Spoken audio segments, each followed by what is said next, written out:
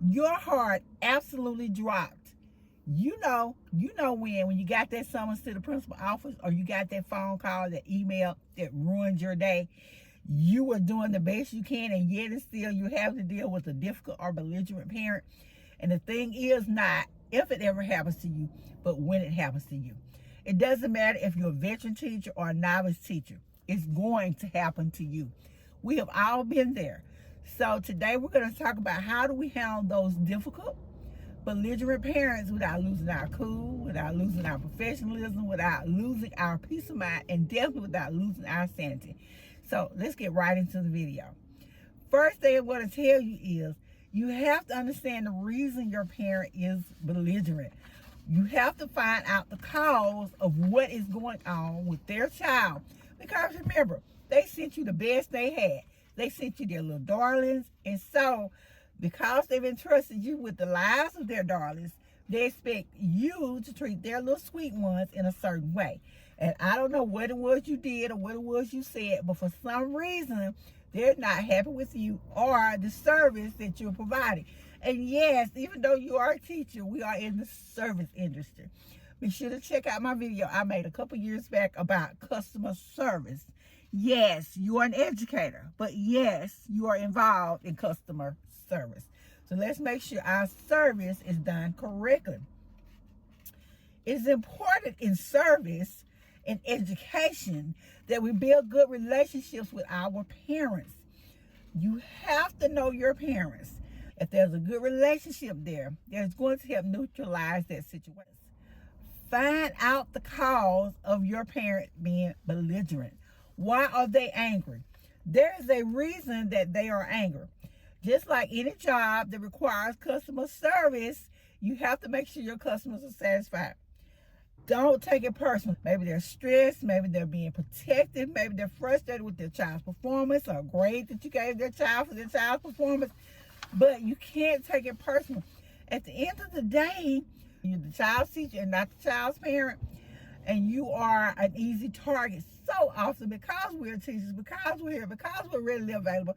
A lot of parents feel like it's okay to take out their frustrations on us. Instead of taking it personal, here's some things you can do instead. Pause before you react. Stop. Take that breath. Before you say something you're going to regret, before you say something that's going to have you unemployed, stop and reflect. Think before you speak. Remind yourself, this is about the situation. This is about what happened. This is not about me personally, okay? The second thing I'm going to tell you is to stay calm. Even when the parents are angry, when they're being nasty and ugly to you, and they're saying things you never thought they would say. Because let's be real, some of our parents, if we build relationships with them, we don't expect them to come out of the bag on us, or we don't expect them to say the things they're saying, but yet it's still they are saying them anyway. They're raising their voices because they're angry or they're fed up. But we have to make sure that we keep our voices low. We can't raise our voices. We can't match their energy. My power or your power is going to be in our being calm. We should try to put phrases like, understand your concern, or as Stephen Covey said in the 7 Habits of a Highly Effective Person, I think I hear you saying, let's talk through this. Let's use some language in which we can diffuse the situation instead of adding to it. And I know it can be so easy to get caught up in it. It can be so easy to react and respond. But we can't do that. Instead, we have to remember we are the professional. And as such, we have to keep our cool. Because the situation is already heated. Let's be real. They're coming at you. They're coming out of the bag. And so we have to stay calm. You have to remember who you are. So we're going to try to de-escalate the situation. The third thing I'm going to tell you to do is to listen before you speak. Like I said, make sure your tone is low. Make sure you listen to what the parent is saying. You speak second. I know sometimes we're angry. We want to get those words out. We really want to say what we want to say. But that's not for us to do. We have to listen to the parents' concerns first. We don't want to hear a lecture. They want to feel heard, just like their child. Their child wants to be heard. Your students want to be heard. Their parent wants to be heard. So let them talk. Don't interrupt. I know it's tempting because it gets tempting for me. And I'm a veteran teacher of over 20 years. But we can't interrupt them. We have to listen. We have to let them voice their concerns and share with us the things that they are worried about. Tell them, I hear what you're saying. When they feel heard as a person, and they're more willing to open up and listen to solutions to the problem. Number 4, be sure to stick to the facts, not your feelings. And make sure you get the facts straight.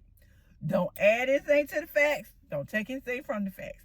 Had an incident happen at a school where I worked. The little kids got into an altercation. 2 little girls. They had gotten into a little scuffle in the teacher's room. One of the parents came up. The teacher knew the parents really well. As a matter of fact, the teacher had taught the parent too. I mean, they were all second generation. And so this person felt like they could talk to the parent in more friendly tones where they could, they would be understanding because of the relationship they had. But I promise you that I went out the window when mommy came up there. Mommy was mad about something that happened with her child, about the altercation that happened. The teacher was trying to explain. The teacher said volunteers information they probably shouldn't have. They got a few of the facts, about a fact or two mixed up. And it was mixed up. It wasn't quite wrong. It was mixed up for that particular incident. And I promise you it came back to bite them in the butt. So make sure, I don't care how well you know their parent, when they're angry about little Susan or little Johnny, they're not your friend. They're not your neighbor. They're not your co-worker. They are a parent at that point, and you have to treat them as such. So make sure you stick to the facts and only the facts. A good rule of thumb to me is to make sure you check with your immediate supervisor about anything before you say anything. Make sure you clear it with your principal.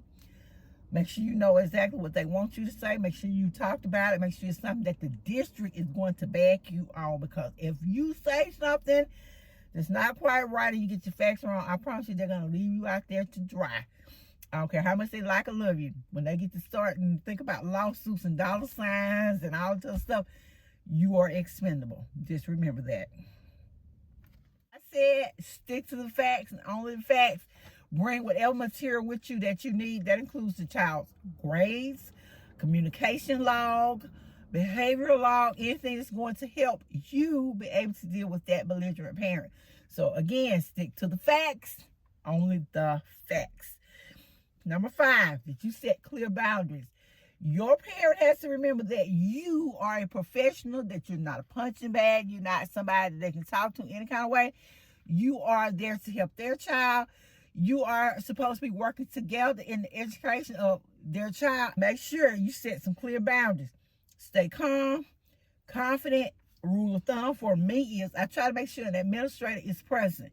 So that way the situation doesn't escalate more than it should. That way I'm covered. That way I have a witness to what I said, and somebody that is going to remain neutral in the situation and try to keep things on a professional level. There have been times when I've had to end a parent conference or meeting with a parent because the parent was getting irate and they were steadily going on and on and on instead of calming down. They would get madder and madder, and there was no way out of it. So the best thing to do in a situation like that is to call a meeting to an end. Say, ma'am, I understand your concerns. I would love for us to come to a solution and work things out. But maybe we can revisit this later at a different time. I'll be happy to work with you. I'll be happy to schedule another meeting. Do something, but in the meeting, make sure administration is there. Offer them respect because they are the child's parent. My 6th tip is to focus on solutions and not problems, or not people to blame. Don't be worried about whose fault it was. Stay focused on how you can help the child, how you can resolve the situation. Let's work it aside, or can we come up with a plan? What can we do? I've had parents come up, especially after report cards come out and the child has a low grade, and they want to know why my child got this grade. But ma'am, I'm sorry. I've been calling you. I've been trying to talk to you about your child's grade. I've been trying to have a discussion with you, but you haven't been answering the phone, or I sent so many letters home and you didn't get them, or you didn't respond. I emailed you. Make sure you have your documentation ready to support whatever it is that you say, but we're not going to get into blame. Make sure you're trying to formulate a plan and work together.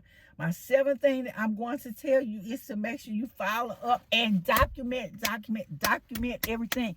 I have another video on the importance of documenting. I promise you, write everything down. Write what was said, what the date was, what the time was, who I was present in the meeting.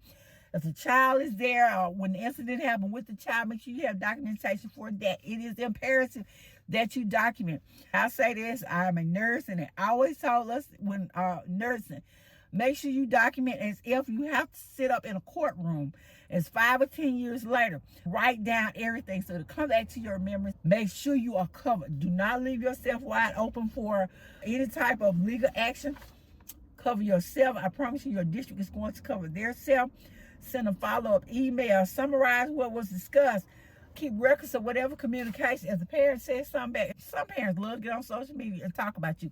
Don't respond on social media. Keep it professional. Remember who you are and don't say anything. Thank them for the meeting and keep moving forward. You have to not dwell on what happened. Remember, the child is a child and you're not going to hold them to blame for what happened. Deal with the angry parent is not always easy. Trust me, I know, been there, done that. But remember to stay calm. Listen actively to the parent and their concern. Set your boundaries. Focus on the solution.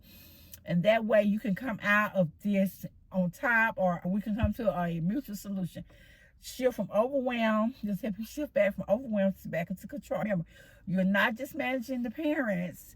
You are advocating for your students and you're protecting your classroom, yourself, and future learning. And I hope this was helpful for you today.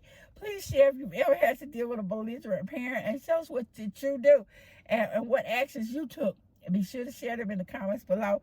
And I'll see you guys in the next video.